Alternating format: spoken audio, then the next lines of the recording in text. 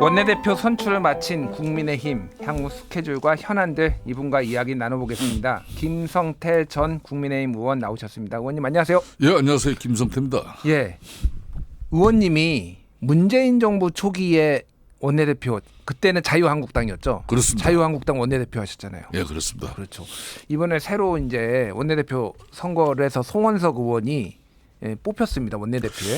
저 원내대표 이후에 이제 나경원 의원이 하고 예. 그 다음부터는 내리 5분 다 지금 5번째 TK 쪽에서 원내대표를 계속 하고 있군요. 그렇네요. 예, 예, 추경호 의원도 그렇고 추경호, 윤재옥 뭐 전부 다 뭐 이런 분들. 그렇네요. 송원석 의원까지. 예. 이게 어떻게 보면은 국민의힘이 과거에 이제 이명박 정부 때까지는 굉장히 중도 그리고 수도권까지 포함 아우르는 이런 정당이었다가 지금 약간 영남으로 조금 위축되는 거를 좀 반영한 거 아닌가 그런 생각도 좀 들어요. 그러니까 이제 2017년 박근혜 대통령 탄핵 이후 그때 과정까지만 하더라도 수도권 의원들과 영남 의원들이 균형이 갖춰졌어요. 예. 또 당내 흔히 말하는 정치 성향적으로도 이런 소장 개혁파 의원들도 꽤 있었고 예. 영남권 의원들과 이렇게 균형을 갖추면서 수도권 유권자들의 정서를 맞출 수가 있었죠.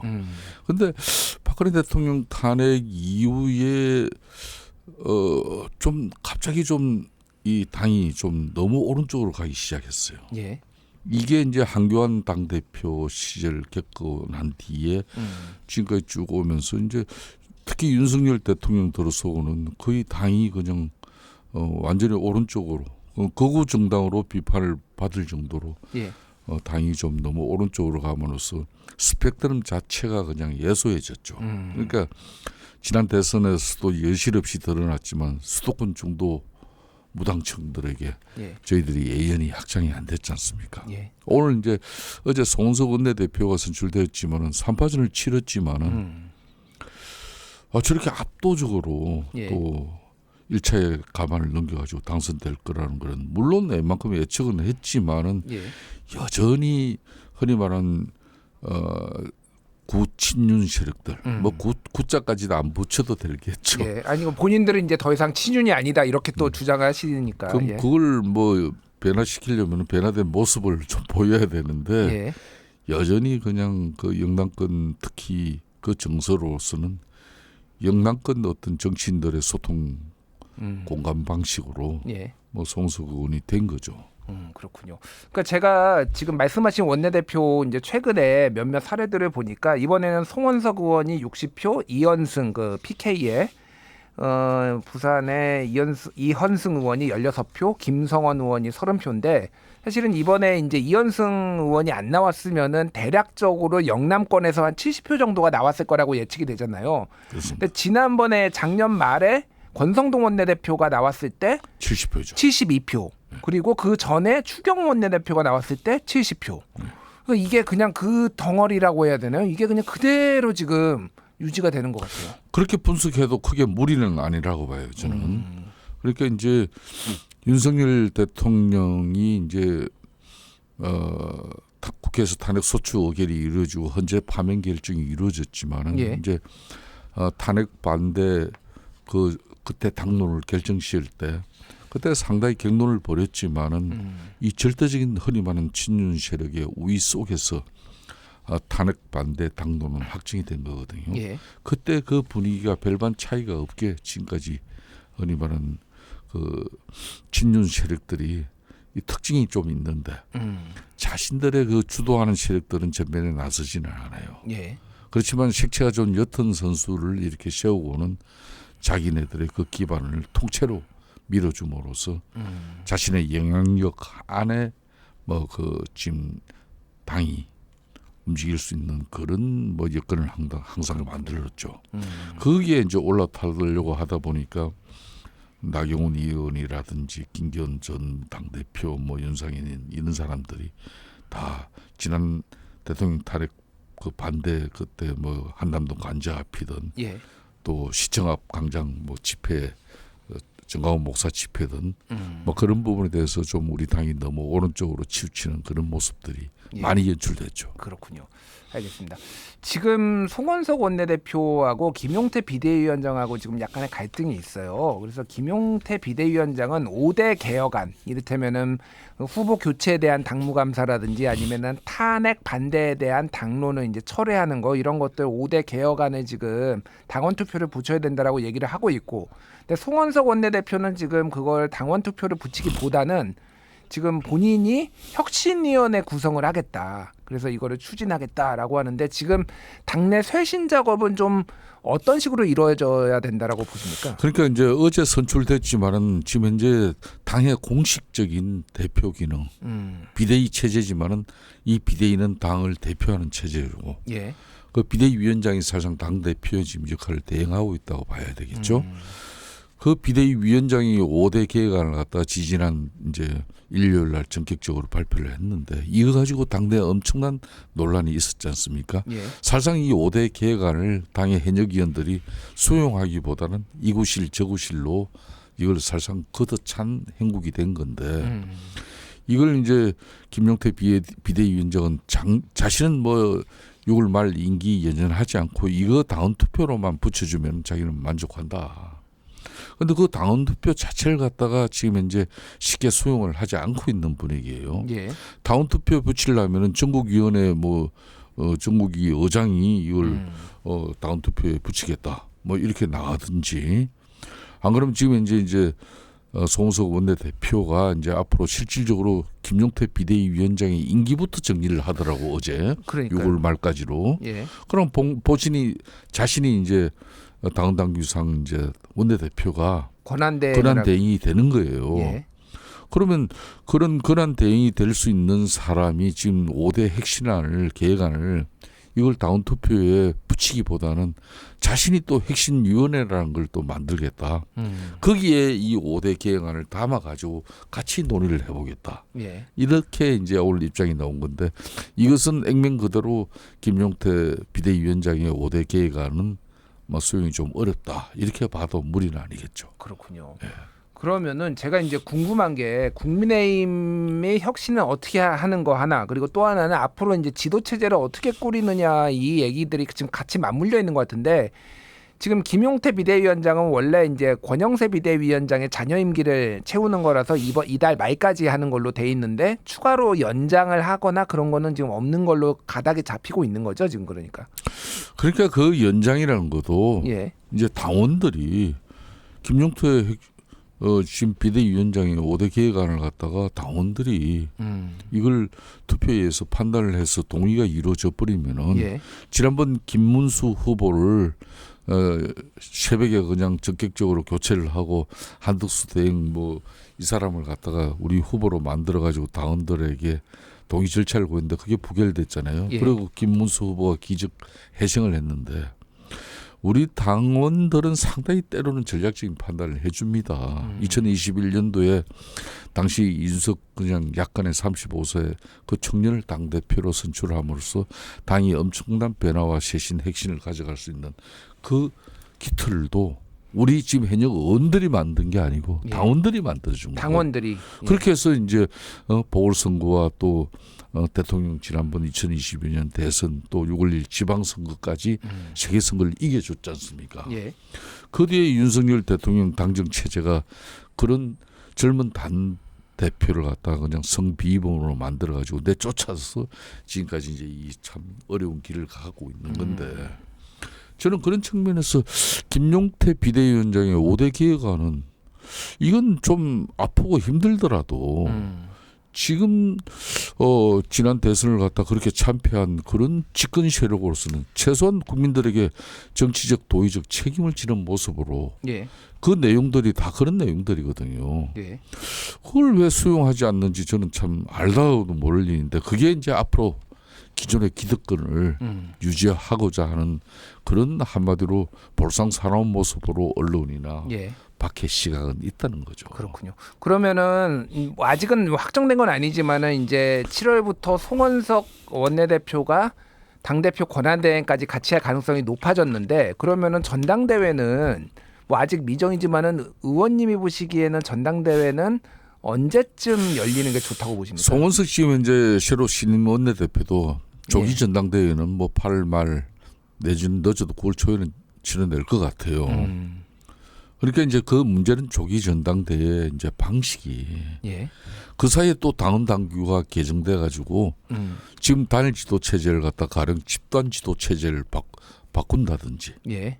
그런 이제 집단 지도 체제는 딴 거 아니에요. 그냥 전당대회로서 당 대표 최고위원 뽑는데 그러니까 1등은 당 대표하고 예. 그다음 성적 순으로 쭉 최고위원 들어가는 거예요. 그러니까 지금은 이제 당 대표 따로 뽑고 최고위원 따로 뽑는 건데 집단 지도 체제는 그렇게 1등 당 대표, 2등부터 수석 최고위원, 최고위원 쩍쩍짝 이렇게 나가는 거잖아요. 그렇게 내려가지고 쉽게 말하면 지금 이제 흔히 말하는 친윤 세력들의 지금 당 대표감으로 내세울 지금 마땅한 주자가 지금 자신들이 보이지 않는다는 거죠. 예.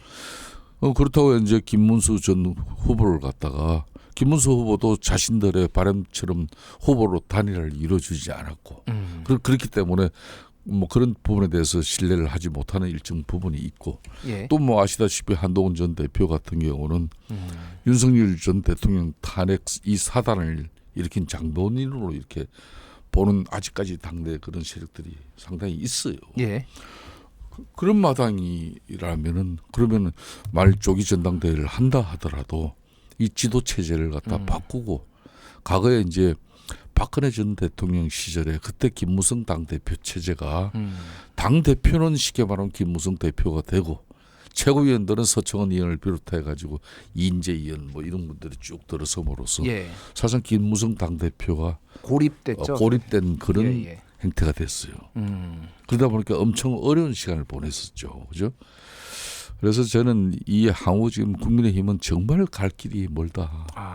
이게 정말 대통령이 국민들로부터 탄핵 심판을 받고 또 지난 대선을 통해서 여실없이 국민들의 그 분노가 예. 이재명 대표에게 절대적인 권력이 지금 부여되는 걸 국민들이 끝까지 우려를 했거든요.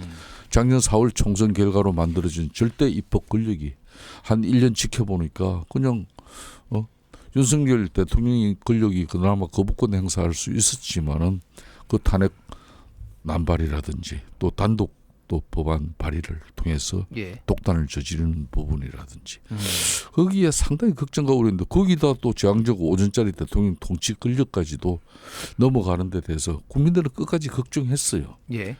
자, 그걸 예방하려면은 그럼 윤석열 전 대통령이 이 탄핵에서 6.23 비상계엄 대회에서 분명히 우리도 잘못됐다고 그걸 인정을 하고 예. 또 윤석열 대통령과 전련을 통해 가지고 선을 긋고 그리고 윤석열 대통령 측근 호가 호위 세력들 뭐 이 사람들이 최소한 뭐 국회의원 몇 명이라도 다음 총선에 불출마 선언을 하고 이선 후퇴 선언이라도 하면서 이 엄청난 자정 노력을 했다 그러면은 지난번 김문수 후보 성적보다는 좀 더 나았을 수도 있었어요. 예. 그런데 지금 우리 국민의힘 같은 경우는 여전히 막 윤석열 전 대통령하고 같이 굴러가는 그런 한무리처럼 비춰지고 있는 부분은 이건 대단히 국민들에게 안 좋은 현상들이죠. 예, 알겠습니다. 제가 이제 여론조사를 좀 소개하면서 의원님께 좀 질문을 드릴게요. 그 시사인이 한국리서치에 의뢰해서 6월 4일에서 5일 2,000명을 대상으로 웹조사를 한 건데요. 네.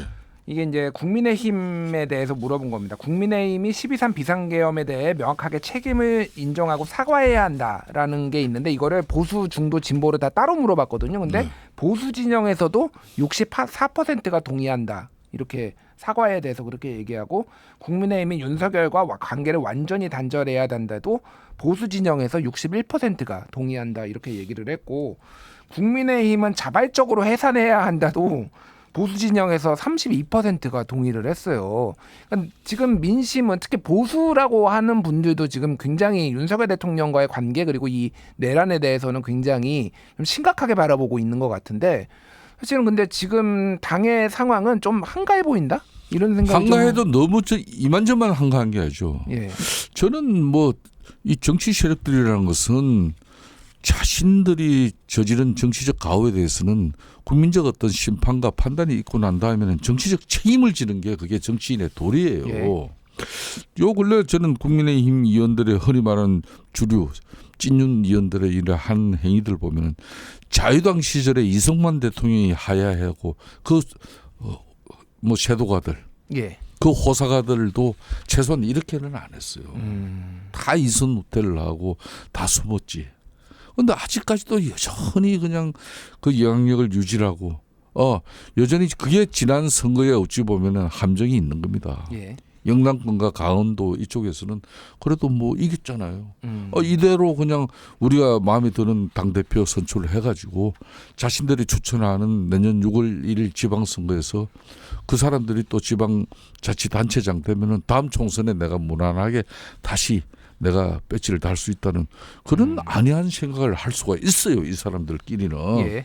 그렇지만은 그런 당은 분명히 영남 자민련이 돼 있다는 걸 분명히 알아야 되죠. 그러면은 지금 현재 이재명 대통령 정부와 또 상대 여대 야수의 민주당을 상대해서 정말 견제와 비판을 갖다 제대로 해서 제대로 된 야당다운 모습을 하려면 국민적 신뢰와 지지가 있어야 돼요. 예. 국민적 신뢰와 지지가 뒷받침되지 않는 야당은 야당이 아니에요. 그런 절체절명의 위인데도 아직까지 이런 안이한 생각을 하고 있다는 겁니다. 알겠습니다. 그 관련해서 조금 오세훈 서울시장의 최근의 행보가 좀 눈에 띄는데 최근에 김용태 비대위원장, 김재섭 의원 그리고 개혁신당의 이준석 의원과 이틀 전에 저녁 식사를 만찬을 했다라는 건데 여기 있는 분들이 중심이 돼 당을 개혁하면 좋겠다. 또 이준석 의원과도 힘을 합쳐 보수 진영을 바꿔달라 이렇게 얘기를 했습니다. 어쨌든 이준석 의원이 지난번에 대선에서 8.34%를 얻어서 어느 정도 2030의 또 젊은 세대로부터 호소력이 있는 것도 어느 정도로 확인이 됐고 그러면은 당을 합당을 하거나 뭐를 하려면은 윤석열 대통령과의 관계 정리 이게 지금 필수가 된 것 같은데 오 시장 같은 경우에는 조금 앞으로 어떻게 역할을 좀 할 거라고 보십니까? 오세훈 시장이 지난 대선 경선 과정에서 사실상 거기 참여를 포기했다는 것은 대단히 지금 생각해서 보면 참 아픈 이야기죠. 예.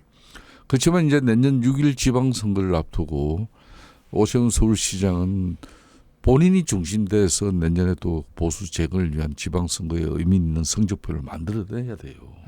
그런 정치적 어떻게 보면 책임이 있는 거죠. 예. 지금 이 당에 뭐 사실상 누가 지금 이제 보수를 재건할 만한 그런 동력을 가진 정치인이 없어요 지금은. 아 오세훈 시장은 좀 가능하다고 보십니까? 저는 오세훈 시장 입장에서는 최소한 그런 정도의 변화를 위한 자신의 정치적 소신을 가지고 그런 또 뜻을 맞춰 나가는 그 자체가 이건 변화예요. 아까 우리 김 소장께서 말씀했듯이 예.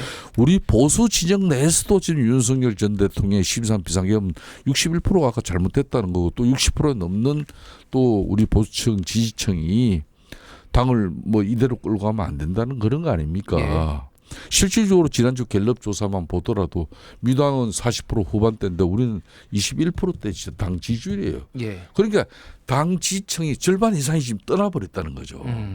지금 이 행국이. 예. 그렇다면 오세훈 시장의 입장에서는 이준석 전 개혁신당 후보나 김재섭 이제 이런 김용태 이런 젊은 이 보수 진영의 이 리더들을 예. 이 사람들이 지금 현재 우리 진영을 갖다 일대 핵심을 가져가는 그 중심에 서달라. 이대로 가면 내년 지방선거 꿈도 꾸지 말라 이런 이야기예요. 알겠습니다. 자 방금 김성태 의원이 언급하신 여론조사는 한국갤럽이 지난 10일에서 12일 전국 성인 1,000명을 대상으로 전화 면접 조사를 한 것이고요. 정당 지지도에서 더불어민주당 46 그리고 국민의힘 21로 이 국민의힘 21은 지난 12.3 비상계엄 사태 직후보다도 이제 낮다. 그렇습니다. 지금 굉장히 위기 상황이다 이런 말씀 드리고요. 오늘 소개한 모든 여론조사는 중앙선거여론조사 심의위원회 홈페이지 참고하시면 되고요. 좀 주제를 바꿔보겠습니다. 예. 어쨌든 문재인 정권 초기의 원내대표, 야당의 원내대표로서 지금 활동을 하시고 여러 가지 그때 드루킹 특검도 이끌어내셨던 걸로 제가 기억을 하는데 단식도 하셨고요. 예. 지금 최대 쟁점은 어쨌든 김민석 총리 후보자 이제 임명 동의안이 될 것 같아요. 그래서 지금 야당에서는 벼르고 있는데 일단은 김민석 후보의 의혹들, 그러니까 하나는 한 축에서는 이제 아들의 특혜, 아들의 이제 아빠 찬스를 써가지고 아들 입시를 도와준 거 아니냐는 한 축이 있고, 하나는 이제 불법 정치 자금을 받은 것 아니냐는 의혹들. 그래서 돈이 좀 안 맞는다. 그동안 벌어들인 수입과 지출한 내역이 잘 안 맞는다라는 의혹이 있거든. 이거는 좀 어떻게 보십니까? 그러니까 이제 김민석 지금 이제 총리 내정자 같은 경우는 국회 이제 청문회를 통해서 이틀간 이제 상당히 강도 높은 이제 청문회를 임할 거 아니겠습니까? 예. 지금 국민의힘 입장에서는 이제 초대 이재명 정부의 총리를 갖다가 인사검증을 제대로 해내는 거 대단히 중요한 일이죠. 박근혜 대통령 때 같은 경우는 그때 정홍 총리 사태 이후에 그때 2명의 총리를 연거푸 낙마가 됐어요. 예. 안대희 전 뭐 대법관이라든지 문창극 또 그분이라든지 그렇게 하고 겨우 이제 총리 인준을 받았었는데, 저는 그런 측면에서 가장 국무총리라는 이 자리는 공직자를 전체적으로 리드해내기 때문에 수준 높은 도덕성이 필요합니다. 그런 측면에서 김민석 지금 이제 내정자가 어떻게 살아왔는지 이걸 삶의 궤적을 훑어보는 거는 지극히 당연한 건데, 예. 저는 아빠 찬스 이 부분은 지금 현재까지의 뭐 드러난 내용만 보면 아들 자식이 이제 홍콩대학교 인턴십을 통해 가지고 뭐 미국의 코넬대까지 갔는데, 예. 이게 이제 뭐 아닌 말로 미국 코넬대의 그런 홍콩 인턴십을 통해 가지고 흔히 말하는 특혜 뭐 그런 내지는 또 코넬대학 진학에 뭐 그런 영향력이 그걸로 인해 가지고 발생했는지, 뭐 국내 대학은 아니지만은 예. 그런 정도의 이제 문제를 볼 수 있지만은 이걸로 가지고는 현재로는 크게 지금 문제는 되지 않는 낙마할 사유까지는 아니다. 그 가지고는 저는 그렇게 봐요. 예. 그다음에 이제 불법 정치 자금 이것도 2002년, 2007년, 2008년 이걸로 법적 처벌까지 가지고 대부분 판단도 있은 것이고, 예. 그러니까 결론은 또 2018년에 왜 1억 4천만 원을 또 이 사람들로부터 10명의 채무자로부터 돈을 또 빌렸냐. 예. 그래도 이게 차용 정서라는 게 이게 당일날 한 사람은 전북 정읍에 있고 나머지는 고척동에 있고 서울 뭐 여기저기 있는데 어떻게 10명을 당일날 똑같은 시간에 이렇게 할 수 있었냐. 이 부분에 대해서는 적극적으로 해명을 해야 되겠죠. 예. 본인 지금까지 해명된 내용으로는 그런 과거의 정치자금 뭐 처벌 그 전력이 있기 때문에 차용 정서를 쓰고 제대로 빌린 돈이다. 그렇지만은 그 이 내용을 보면은 그 이제 지금까지 자신의 후원 회장을 2023년도까지 하고 실질적으로 김민석 의원이 낭인이 돼가지고 미국에 가 있을 때도 한 달에 450만 원의 생활비를 보태준 사람이 바로 강모 씨라는 사람, 예. 강신성이라는 사람인데, 후원회장도 했죠. 이 사람은 예. 민주당에서 다 아는 사람이에요. 다 아는 사람인데, 이 사람이 이제 쉽게 말하면은 이번 이제 청문회 정인으로 국민의힘 요청을 하고 있지만, 저는 전략성으로 이런 사람은 대단히 김민석 의원을 아끼고 대단히 뭐 후원을 위해서 자기의 모든 걸 다 걸고 하는 사람인데, 예. 그 청문회 와서 좋은 뭐 국민의힘 주장대로 그걸 내가 이건 뭐 빌려준다니 아니고 정치 자금으로 준 것이다 이렇게 이야기하지는 않을 거 아닙니까? 그러겠죠. 예. 저는 그런 측면에서 이 불법 정치 자금 부분을 좀 더 국민의힘이 지금 뭐 의혹 차원이 아니라 청문회에서 이걸 제대로 이거는 차용은 행식이고 결국은 쪼개기 후원금식으로 강모 씨 직업에서 다 나가가지고 전북에 있는 사람도 또 뭐 자기 회사에 감사로 뭐 있는 사람 이런 사람까지 예. 결국은 이제 또 김민석 의원이 2020년도 국회의원 되고 난 뒤에도 후원을 했잖아요. 예. 후원금을 뭐 500만 원, 400만 원 뭐 이런 식으로 했는데 이자보다도 후원금을 더 많이 내는 이런 현상에 대해서 그 구체적인 자료를 가지고 이렇게 알겠습니다. 밝혀내고 되고 아파트설에 그러니까 뭐 전처로부터 아이 유학 뭐 자금을 그 전체가 뒷받침했다는 코넬대 유학 비용을 그런 전처가 거는 냈다. 뭐 예. 외환거래법상에 뭐 한국은에 자료 요청하면 나올 것이고 예. 알겠습니다. 또 한전거래 실적도 내용도 다 확인하면 될 거. 그런 걸로 가지고. 어쨌든 야당이 잘 검증을 해야 된다. 이렇게 말씀하신 그렇습니다. 거고요. 예. 마지막으로 시간이 많지는 않은데 짧게 신임 송원석 원내대표에게 전임 또 문재인 정부의 초대 그 이제 야당 원내대표로서 좀 조언해 주시죠. 송원석 우리 원내대표께는 비록 영당급 출신이지만은 우리 언론과 또 국민의힘 이 합리적 보수의 뭐 새로운 또 재건을 또 기다리는 그런 국민들 입장에서는 분명히 윤석열 전 대통령과 가감하게 절연을 해내고 당이 뼈와 살을 도려내는 아픔이 있더라도 자정 노력을 해야 됩니다. 그래서 책임질 사람들 책임지고 두 번 다시는 집권 세력들이 쉽게 말하면 수직적인 당정 관계를 통해서 대통령의 신기경호화하는 그런 잘못된 정당 행위는 청산해야 되는 그런 측면에서 개에게 상징적인 인물, TK 출신의 원내대표를 뽑더라도 수도권 유권자 눈높이의 정서에 맞추더라. 그래서 당이 일신하고 계획하고 변화해서 다시 섰다. 이 소리 들을 수 있도록 알겠습니다. 뭐 달라지길 바라겠습니다. 알겠습니다. 우리 신임 송원석 원내대표가 우리 김성태 전 원내대표의 고언을 좀 들었으면 좋겠습니다. 여기까지 하겠습니다. 김성태 전 의원이었습니다. 감사합니다, 의원님. 네, 감사합니다.